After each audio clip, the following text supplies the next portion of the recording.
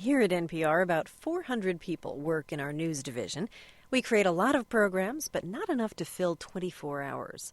Well, this next story is about an international 24-hour TV network in multiple languages. It's run by four brothers, aged 31 and younger, with a little bit of help from their friends.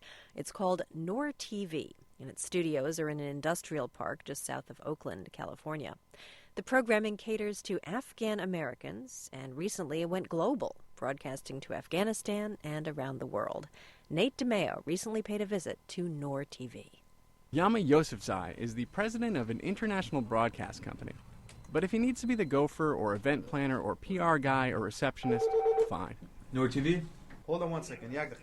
It's all in a 14, 16-hour day's work here at Noor TV. A few years ago, he was in law school. He says after September 11th, everyone in the media was talking about Afghanistan. But the Afghans weren't doing any of the talking. I've been wanting to do something big for the community. What can we have to have a voice? And the only way that we could send that voice would be through media, TV. And I had no knowledge or experience or anything with broadcasting. But his brothers did. His two youngest were starting out in video production. His oldest brother was doing some on the side when he wasn't working his good software job in Silicon Valley. So they were all hanging out one night, and Yama made a suggestion. They'd start a TV station. They'd produce all their own shows. They'd broadcast all over the world. The two youngest were in.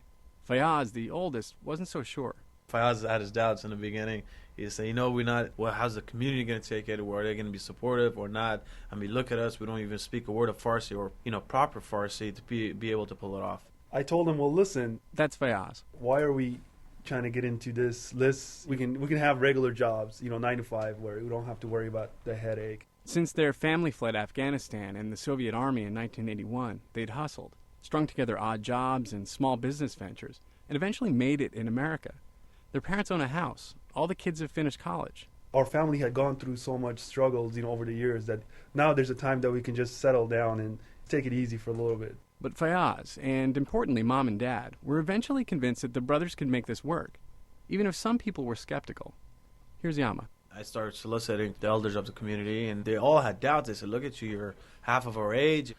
How would you be able to pull it off? But Yama argued that their relative youth, the oldest brother is only 31, was why they could pull it off. He said that the existing Afghan programs came from an older and maybe outdated perspective. He said they brought their tribal identities and ethnic biases with them to the U.S.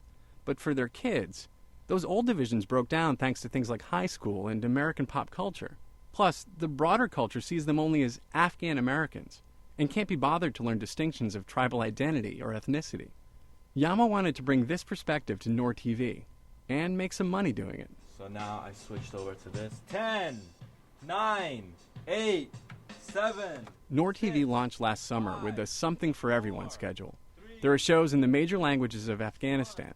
There are even a couple in Uzbek because no one was catering to the